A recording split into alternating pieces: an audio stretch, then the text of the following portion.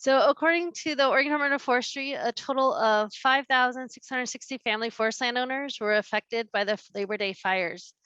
These landowners range from 1,000 to 5,000 acres, faced several hurdles after the fires. The reforestation panel is going to focus on what some of these challenges have been, along with some of the collaboration that is occurring. First is representatives from the OSU Forestry and Natural Resource Extension Service, and Glenn Ahrens, an extension forester in Marion, Clackamas, and Hood River counties. And Alicia Christiansen is an assistant professor and extension forester in Douglas County. So thanks everybody for sticking with us in this last panel. A lot of great information is going to be shared, and invite Glenn and Alicia to start us off. All right, thank you, Julie. Can you hear me okay? Yep, sounds good. All right, well, thanks for having me. It's great to be here. I was really impressed by your presentation, Tyler, and the time I spent in Santiam Canyon. So, and I've toured that mill, so that's really exciting. So I'm going to talk about reforestation, particularly for family forest owners. So let me share my screen. All right. So as Julie said, from the report, over 5,600 small private family forest owners affected by the fire, and 1,500 or so above 5 acres. When I've tried to boil that down to the acres total, when you take out the tribal lands, you still get about 100,000 acres of family forest burned in the fire footprint, and maybe a little over half of that's at that moderate to high severity. So we set out to try to find out more. I worked with the Oregon Small Woodlands Association, and we got addresses for as many as we could get from the county tax assessors, and asked about their need for seedlings and help with reforestation. Learned about maybe 320 landowners responded early on, and came up with some crude estimates of acreage for that group. 15,000 acres and maybe over 4 million seedlings. And then of course the USDA with their emergency forest restoration program, looking at 253 landowners that applied for that, and would cost up to $60 million. And of course, out of the 5,600 owners total, this is still just a fraction, but certainly the ones that are asking for help. And there's a lot of challenges, particularly for small woodland owners, and starting with costs and not necessarily having the cash for this unexpected need, and also the willingness to work with the government agencies for assistance, which is a primary source. There's just a lot for them to deal with, being overwhelmed by the losses. And then the lack of technical knowledge, people not familiar with the steps in reforestation and not planning on that, and then particularly concerned about shortages of seedlings and services given the huge needs, and then of course we've had some tough environmental conditions for new seedlings. So we anticipate this high demand, a short supply. I think Seth Barnes at first threw out the number of 100 million seedlings perhaps needed, and that really seems to be holding up as to what it's going to take to plant a lot of the areas that need to be planted. And so how can the family forest owners, get their share of those, particularly when they're not really in the business of reforestation?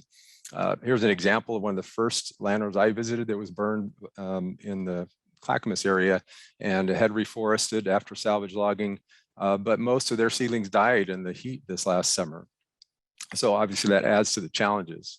Now what we're doing with Extension, and of course all the great partners that are working together, with the Department of Forestry and the Small Woodlands Association, our soil and water conservation districts, and of course the federal agencies that are involved, and then locally the watershed councils and nonprofit entities such as Sustainable Northwest and Bonneville Environmental Fund, American Forest, and others are all really stepping up. But one of the challenges with this is the time urgent, time-sensitive nature of addressing this. There was a lot of coordination needed to deploy the funding or the assistance amongst all of these diverse groups. And the answer is different in each area. So what we've certainly learned is that for each of the fire basins or fire footprints, we're forming these local partnerships that are unique to each area, depending on who's who. And but it's obviously essential for the local partners to help not just with the seedling shortage or the seedling supply issues, but all the steps for successful reforestation. And of course, that's a key part for Extension as educators, is helping make sure that each of our clients, our landowners, know these steps, and then they know where to get help if they need it. and also some of the economic costs of all of these steps for not only the seedlings, but the site assessment, the plans, preparing the site, and particularly the planting and the labor shortage that we're talking about. And then, of course, following up and maintaining and controlling the competing vegetation to help ensure survival. In my case, my territory is Clackamas and Marion counties. So the Beachy Creek, Lions Head, and Riverside fires, which burned, a horrific amount of land and a surprising amount of small woodlands. My key partners are the watershed councils, North Santiam and the Clackamas River Basin, as a nonprofit partner that can help really orchestrate all these steps, including even pooling this landowners, aggregating the seedling orders, and getting them in line with tree planters, which are in short supply. And then, of course, working with the Department of Forestry and our other partners in forestry and the soil and water conservation districts. And just in our area, just really drilling down for the seedling orders, we're looking at maybe 100 landowners that we've got specific, information that they're ready and are going to get them connected with some seedlings that are being grown that you'll hear about later. And here's an example. I need to call this landowner back today. They just finished salvage logging or asking about seedlings, so add them to the list. So with that, I'm going to pass it on to Alicia to actually get even more specific about the example from the Archie Creek in Douglas County. Okay, great, thank you. Okay, well, I'm Alicia Christiansen. I'm down in Douglas County, and today I will be talking about reforestation efforts for family forest landowners affected by the Archie Creek fire. So on September 8th, as it was throughout the state for many of us here, 2 separate fires broke out near Idlewild Park and Glide. And it was a little over 20 miles east of Roseburg in Douglas County, where these fires broke out off of Highway 138. The Star Mountain Fire and the Archie Creek Fire both quickly grew and merged together. They were propelled by that really strong north wind blowing in from, or east wind coming down the North Umpqua River corridor. And the fire burned so quickly and grew so quickly that it wasn't long before the entire Umpqua Valley was cloaked in a thick layer of smoke, and it made all the streetlights turn on at 3 o'clock in the afternoon. And actually, the photo that I'm showing on the screen right now is of my home in Glide around 12:30 in the afternoon on that day, just a few hours after both of those fires started. By nightfall, the fire burned over 60,000 acres. And by the end of the second day, it had burned over 107,000 acres. The Archie Creek Fire is the largest wildfire on record for Douglas County, topping out at 131,542 acres. A total of 109 homes were lost, in addition to the Rock Creek Fish Hatchery, a Douglas Forest Protection Association fire lookout, and a Douglas Forest Protection Association guard station. As the OFRI report stated, there were 16,900 acres of other private land that was burned. So that included both family forest landowners and tribal. And that accounted for 13% of the total burned area in the Archie Creek Fire. And 73% of the fire footprint burned at a moderate or high severity.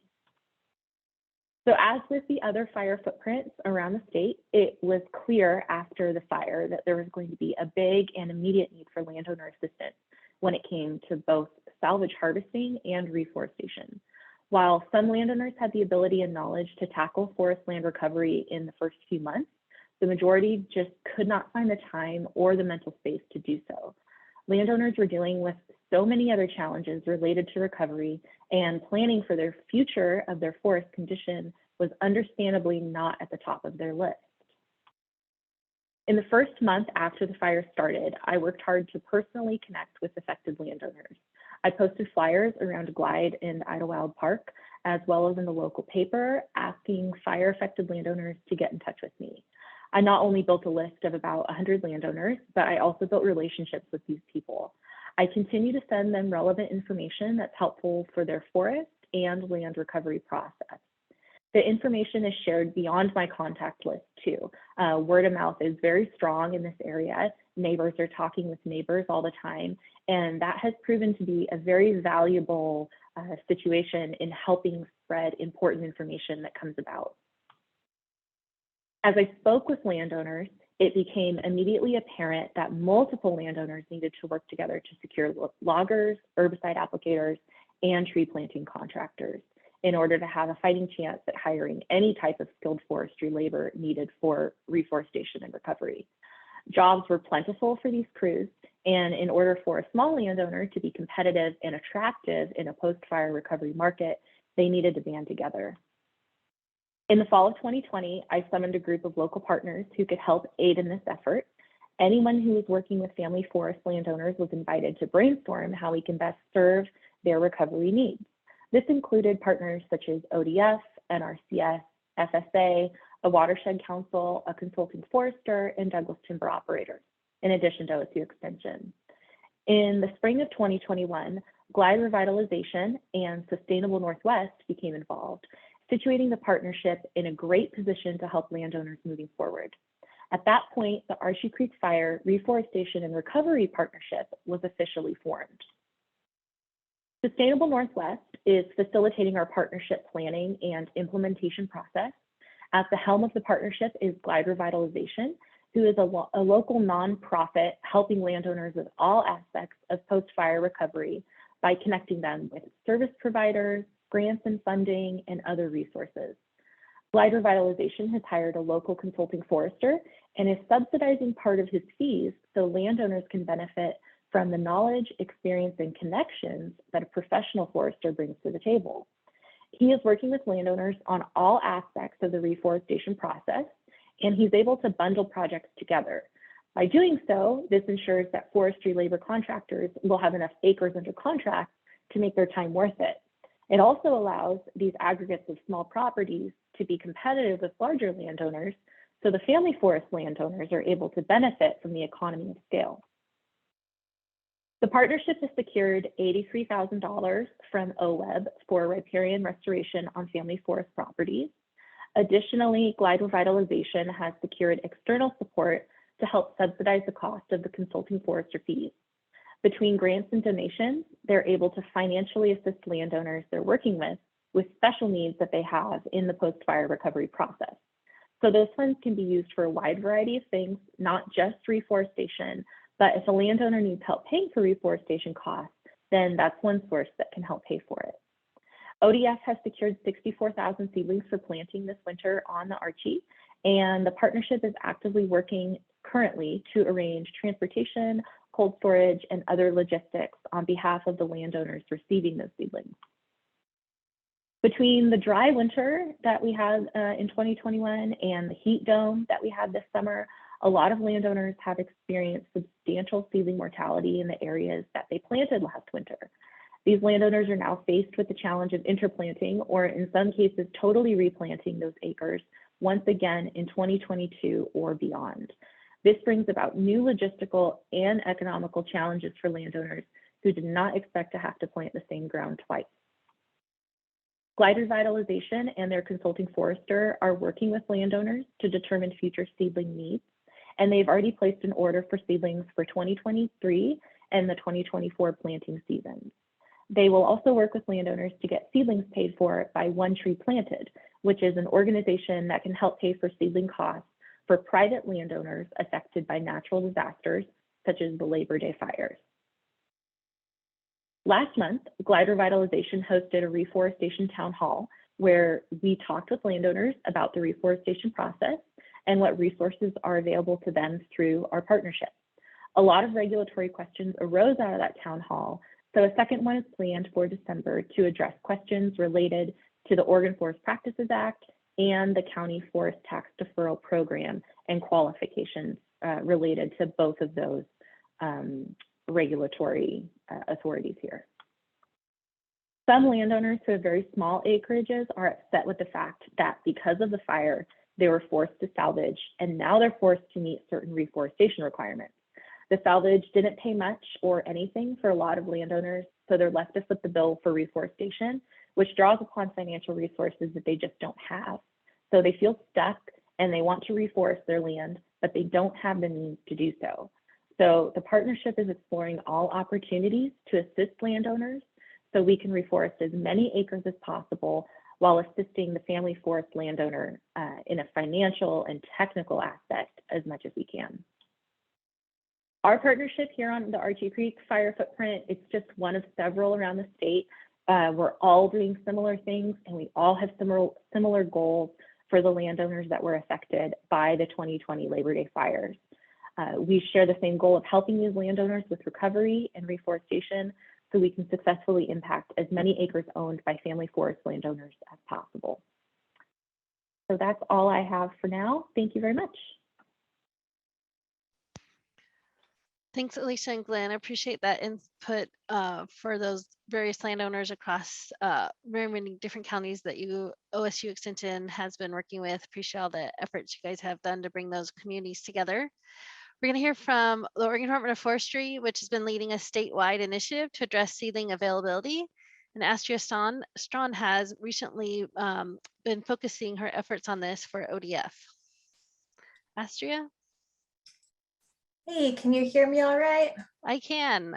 We just aren't seeing you yet.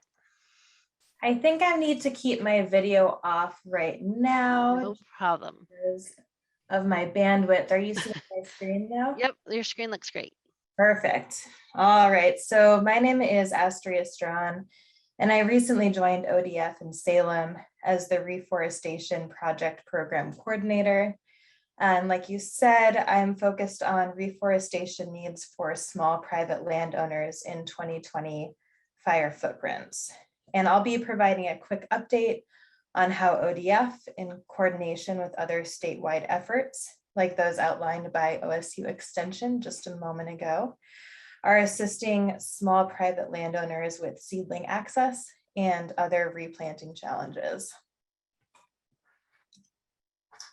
So following the 2020 Labor Day fires, smaller private landowners hit a number of challenges in the reforestation process. We've been talking about a lot of these this afternoon. You'll find the full list in the OFRE report.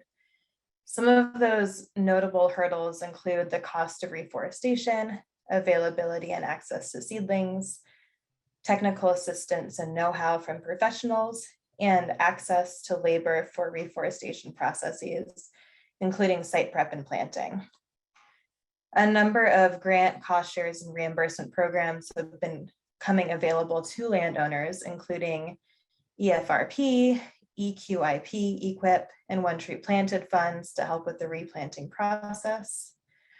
Partnerships and major fire footprints are working together to help landowners with financial assistance, technical assistance, and seedling access, which is what Alicia and Glenn were talking about just a moment ago. And even so, additional assistance is still required by landowners across these fire footprints to address the bottlenecks. Seedling access and availability has been a major challenge for a lot of these landowners because of limited plant material in nurseries and coordination challenges specific to small landowners. A lot of these landowners have very small properties that they're looking to reforest, and it can be a really big challenge for these landowners to get comparatively small orders into nurseries on a good year. But after the scale of loss from the Labor Day fires, the competition for nursery space has been especially high. And ODF began addressing this need in 2020, immediately after the fires. We placed a series of seedling orders with nurseries through the Oregon FIP State Forest Nursery account. And ODF bundled expected seedling needs from landowners across all the Oregon 2020 fire footprints. And by bundling those orders, it made it a lot easier to get nursery space. And these orders were put in knowing that there would be considerable need as landowners started the replanting process. But ODF did not expect to meet all replanting needs just with those orders. But they did make purchases with all of the major fire footprints in mind. So with the orders that ODF put in last year, the expectation was that some seedlings would be able to access all those major fire footprints. And those seedlings will begin to come available in the next month and will continue to come in through 2024. And they will be matched up to landowners according to their need and their readiness to plant. Those enrolled in EFRP and others who can demonstrate their readiness to plant will be prioritized in the process.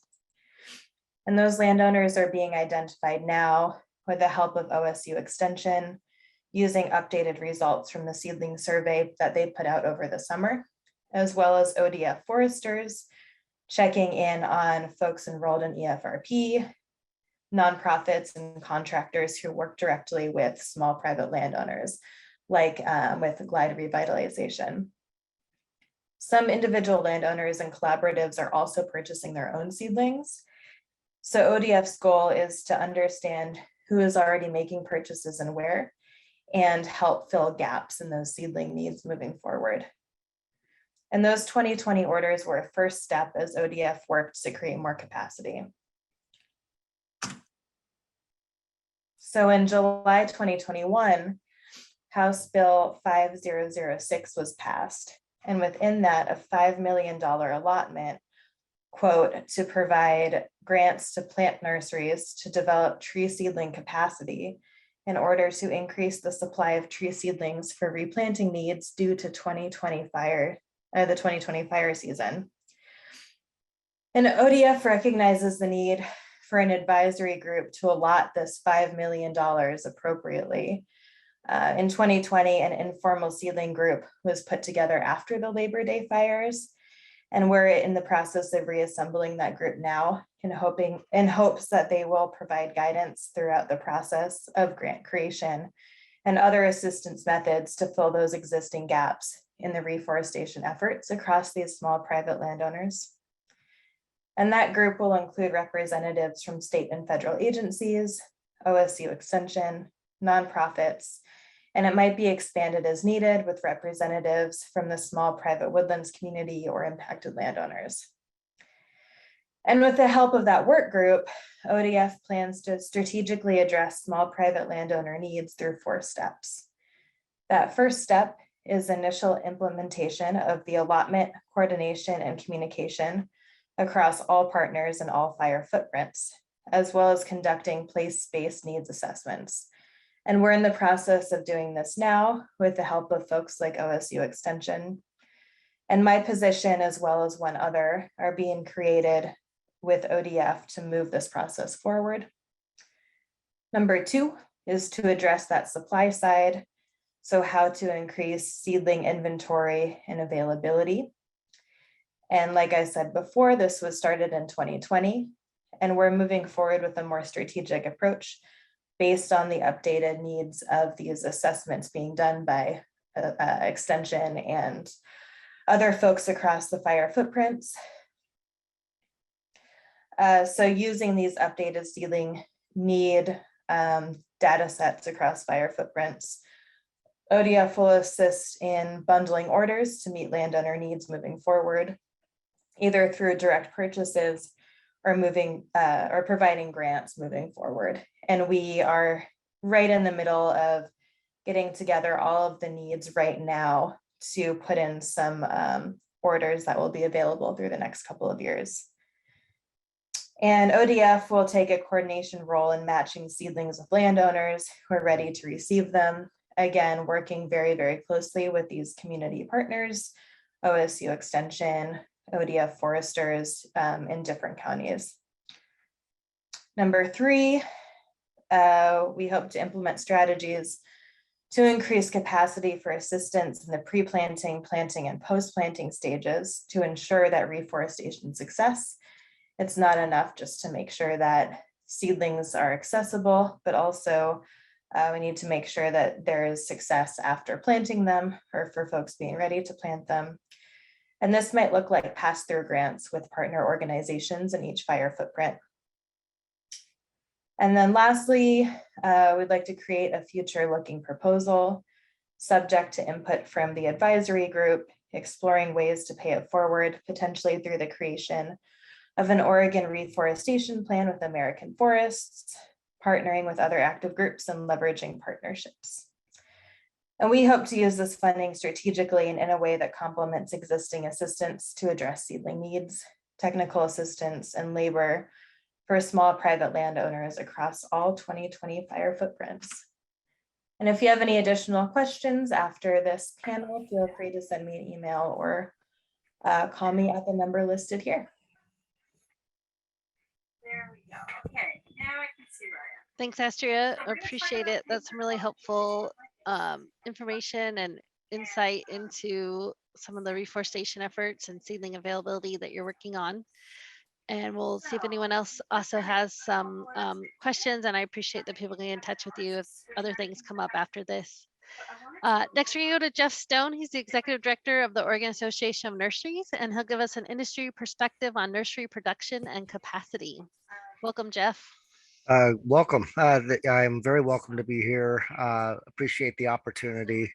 I know I'm one of the last barriers between you and beer, so I'm sensitive to not being too long, but I'm low tech and brief. So Tyler Freres, his operation, if you have not gone to see it, I have, Tyler, and it is fantastic. So I encourage you to do a field trip if you'll have you. So a little bit about the nursery industry, just so you know, it's the largest sector of ag. We repassed the $1 billion mark, so we're 1.2 billion. 80% of what we grow goes outside the state, 50% east of the Mississippi. I'm also an old federal U.S. Senate staffer, so I remember very well the dynamic of forest management and the dynamics that you all have to undergo. I mean, I haven't walked in your shoes, but I've much like Seth Barnes, I've been following it policy wise. And in the context of what we're talking about today, seedlings really don't know a federal or state land or understand that line, that dividing line. So with that said, the nursery industry is part of your solution. You heard that in prior speakers. 100 million seedlings is daunting. And there's a lot of different factors about why don't we just set aside land to grow. I want to get into that and also would welcome any questions.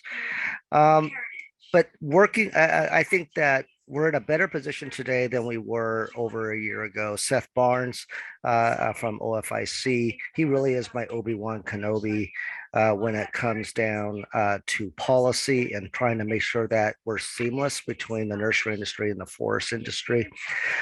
So I think those partnerships are critically important. You also have Congressman Cliff Bentz, the new representative out of District 2. He's doing a federal bill that contemplates a federal nursery program, which we're trying to help him shape, because much like the state nursery that we have, and I was happy to hear Ron Zilli talk today in Astrea. So I think that's a critical component of getting us from here to there. It's not going to be one solution, it's going to be several. But let me be candid. It's going to be hard to get that much of that much land for seedlings, and there's a couple reasons for it. First, the nursery industry now, unlike when the Tillamook burn happened, the nursery industry now is a mature industry. So the land that we do grow has high quality plants that go to markets globally and across the country. It used to be that we could do more speculative growing, meaning that we'll bet that there will be a buyer down the road, but that after the Great Recession of 2008, that spec buying really has evaporated.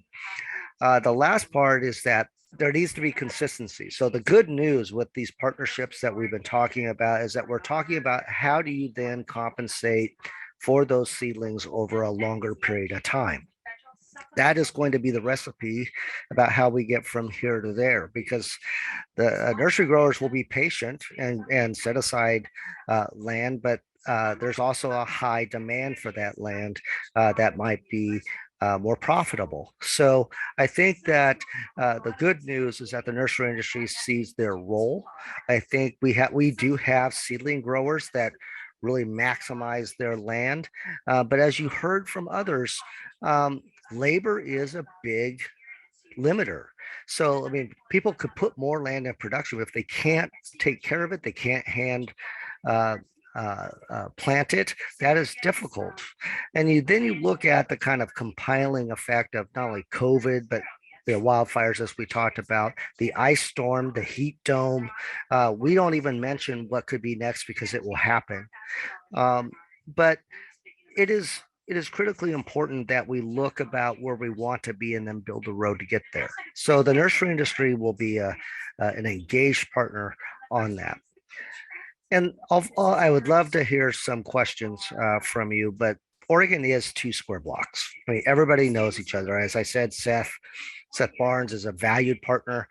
They've included me, even though I bring very little technical expertise, but I know how to help solve a problem. And you have Rex Storm, who's a great leader, and Ron. I mean, Jody and Mike Kroon are engaged on this issue. Jody's my sister-in-law, and her husband Mike works for ODF as well. So there's a lot of hot seedling talk at Thanksgiving, and so when we're talking about these things, we do look at it more broadly, at least in the Stone household.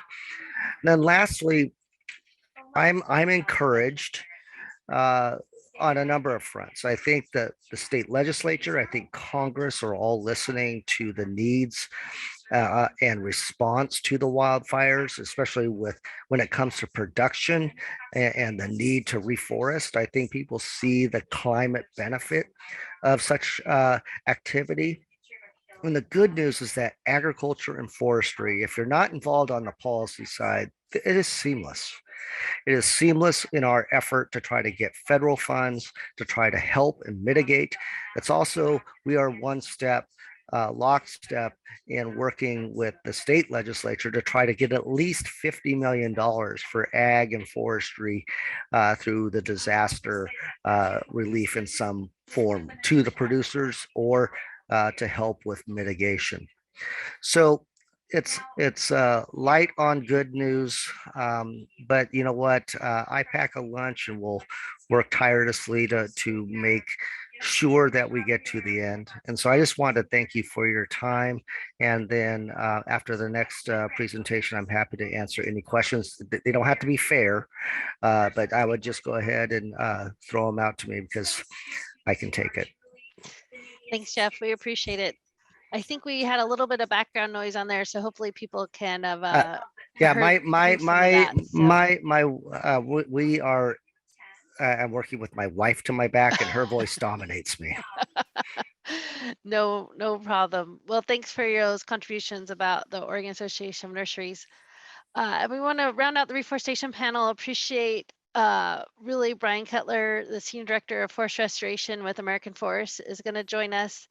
And we want to end with kind of this want to share an all lands restoration project happening in Southern Oregon. And he also worked with Amy Markus to put this together. And Amy couldn't be with us here today, but I appreciate their work to bring forward some information about work that's been happening for the last 2 years. So appreciate Brian being here to round out our reforestation panel. Thank you. And I'll do my best to channel some of Amy's thoughts in my remarks. So I'm going to take us from the moist forests of the West Cascades to southeastern, or I should say south central Oregon, Klamath and Lake counties, a place where we see a lot more fire and a lot drier conditions. So we're working with a team down there to develop an integrated strategy that integrates reforestation, fire and fuels management, and fire breaks across a very large area within those 2 counties. So let me just advance my slide here. So just to start off, a little bit about American Forests.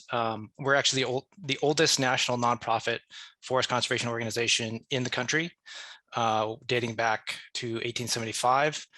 Our mission is to create and maintain healthy and resilient forests for all the benefits that they provide people, water, wildlife, and the climate. And we advance our work through forestry innovation, through place-based partnerships and through policy research and advocacy, as well as movement building. We helped establish back in the early days the U.S. Forest Service as one of the main citizen-based organizations advocating for the establishment of a federal agency for the conservation and management of forests.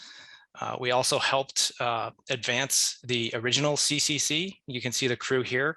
Our President and CEO, Jad Daly, actually has the pen that President Roosevelt used to sign the CCC Act on his desk in the office, which is pretty cool. And then more recently, super excited about the signing of the infrastructure bill yesterday. There's a lot in there for forests, including the Replant Act. The Replant Act is a policy that will increase the cap on the Reforestation Trust Fund for the U.S. Forest Service from $30 million annually to $130 million annually. What that essentially translates into is a lot more resources for reforestation activities on the National Forest System.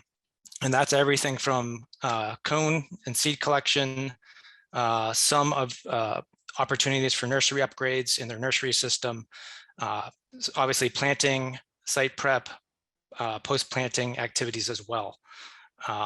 So pretty exciting, and I think it's couldn't come at a better time. Additionally, a little bit more, we've actually helped plant over 67 million trees since the 1990s, largely through place-based partnerships and grants, such as the one that was referenced earlier by ODF. We are going to be providing just shy of $1 million. It'll probably end up being more than $1 million, but to the agency to help with the reforestation of Santiam, the Santiam State Forest, but also additional state lands that have been affected by wildfires.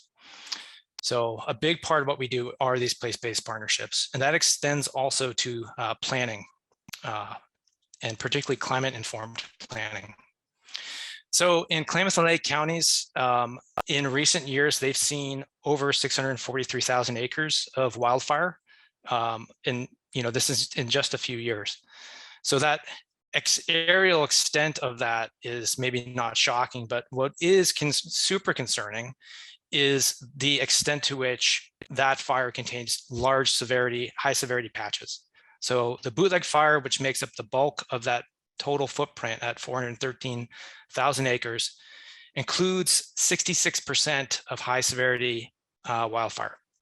So this really sort of speaks to the need for some coordination around prioritization. Where do you invest your resources on site prep, on how do you use the limited seed supply that you have to produce the seedlings that you need?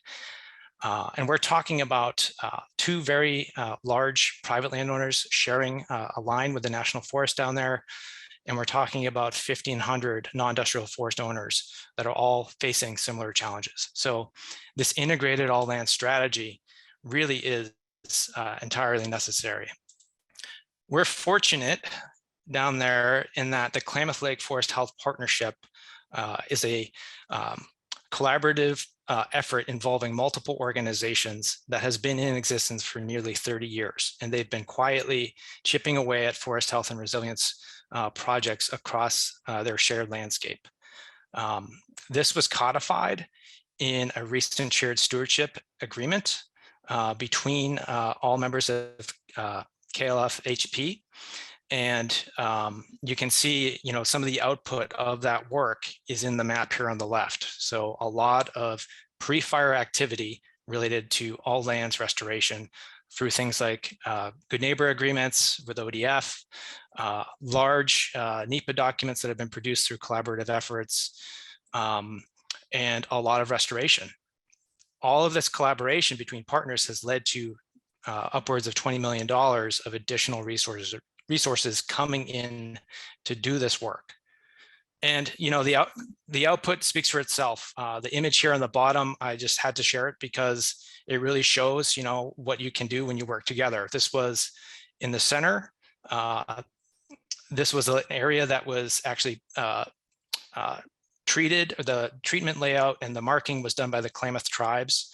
The the Forest Service came through and they actually did the thinning and the prescribed fire on part of it. Part of it was not prescribed fire, and the fire effects were obviously pretty devastating, complete mortality. So now all these partners are faced with what do we do after we've had all this wildfire? So through conversations with Ryan Gordon and Amy Markus, I was telling them a little bit about what we were doing in some other landscapes in the Western US related to these kind of all lands place-based work.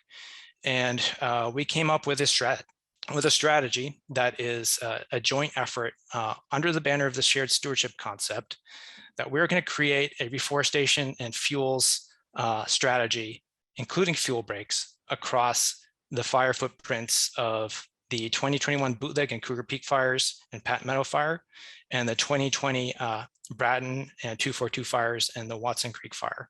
So this is that 643,000 acre landscape.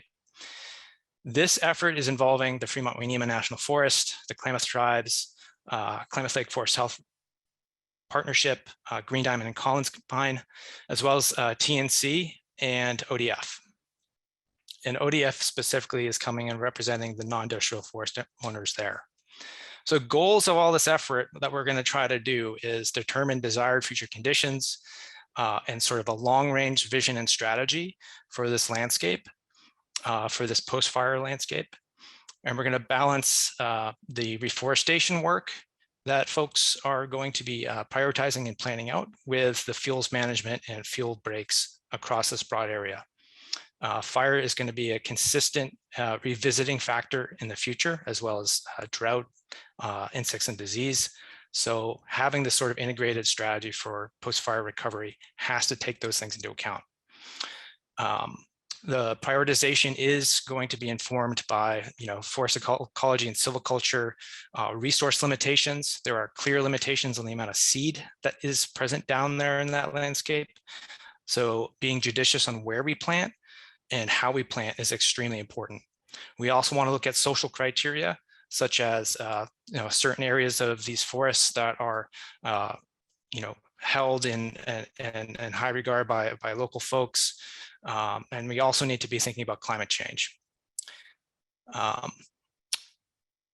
So at the end of this, really what we're hoping to have is a timeline of activities that is sort of that integrated mix of reforestation efforts, fuel breaks and fuels management activities in this post-fire environment, as well as a budget for all these activities. As I said earlier, this partnership down there has been very successful in securing external funding, and they're going to need it. There's so much work to be done down there. So having a clear strategy and vision that has broad buy-in will attract additional resources. In terms of the products that we're going to be producing, we will have a nice mapping product, as well as some decision support tools that really lay out spatially how the partners are thinking of integrating this fuel break strategy, the fuels management, and priority areas for reforestation treatments. Again, we're going to have this funding needs and strategic implementation strategy outlined. So, that can be something that we use to kind of take and advertise to potential partners to support different activities, to go after grants, and to advocate for federal funding. We are also cognizant of the fact that there are some significant challenges to the reforestation pipeline down there. And when I mention that pipeline, it's specifically talking about the seed collection needs, the seed inventory that they have, the nursery space that they have, the contractors that they have for the site prep and the planting, and really a lot of post-planting maintenance and monitoring that's going to need to be done. So really outlining all of those activities and limitations and coming up with a plan to address those together. And, lastly, as a national nonprofit, we're going to do our best to really tell the story about this innovative approach and, help market the strategy. So I just want to kind of wrap up by talking about a couple examples of similar work that we did. This work with the partners in Klamath-Lake counties. We're going to be on a tight timeline between now and in the spring to produce our initial strategy. So, you know, we are starting from a place, a background as an organization. We've done similar work in the Camp Fire in California. You may recall that was the most destructive wildfire in the state's history. It burned up Paradise. There were several mortalities. And we partnered with the Bureau of Land Management in the Camp Fire to develop this post-fire climate-informed restoration strategy. This process did involve several scientific organizations. It involved the National Forest System, local RC&Ds, private landowners, and we looked at climate vulnerability. We looked at strategies for climate adaptation that involve assisted population migration, essentially moving seed upslope to places where it is more likely to persist in the future.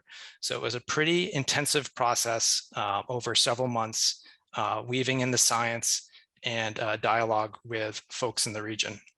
And what we ended up with is it's a pretty solid plan for everything from how to approach silviculture and regeneration to the spatial orientation of where they're going to do their treatments for reforestation and for fuels management.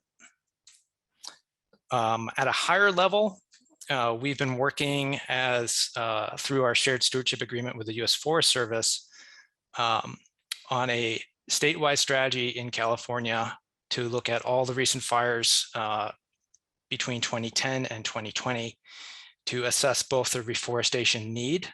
And again, this is pretty wonky on the science, looking at potential for regen failure, largely driven by, like in Bootleg, areas of high severity fire in very large patches. And this second component of the strategy goes deep on the reforestation pipeline as well. So we're looking at capacity in the state for reforestation, contracting, site prep, issues related to biomass and in the post-fire environment and the markets that are currently very challenging for landowners down there. And issues also related to you know, policy and regulations and seed. Part of the work that we did with the BLM on the Camp Fire plan really revealed how inadequate the seed issues are in the state of California. And we do see some of that in Klamath and Lake County as well, for sure. There's pretty limited seed source for a lot of the ownerships there.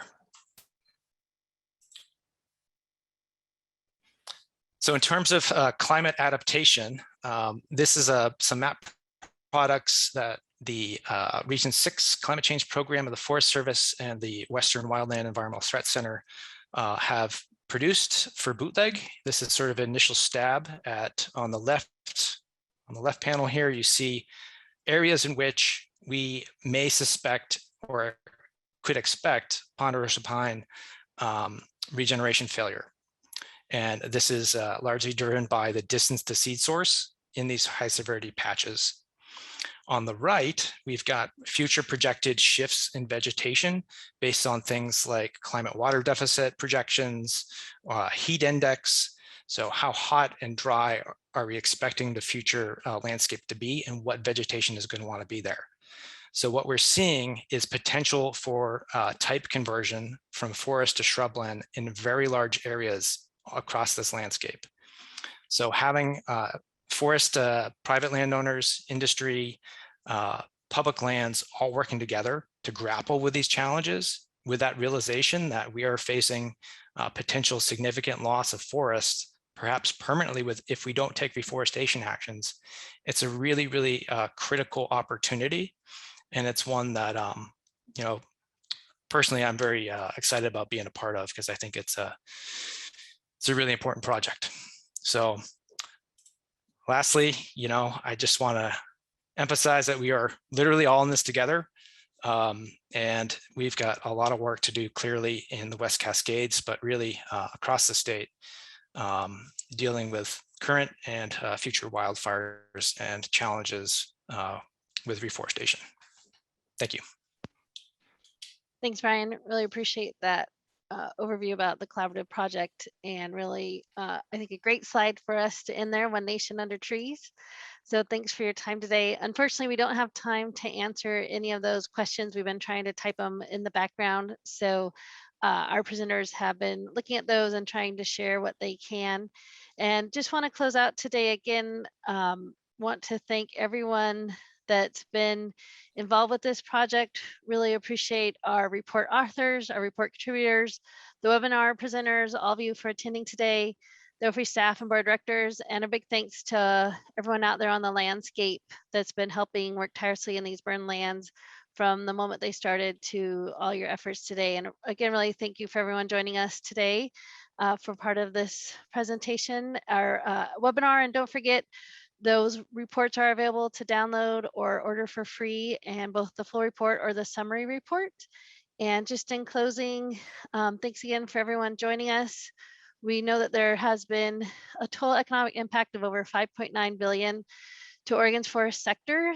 We've heard today about some of those impacts directly. We've heard about kind of those lasting impacts and all those impacts on Oregonians. So thanks for joining us today to hear about those. I encourage you to dive deeper into those reports or share them with others.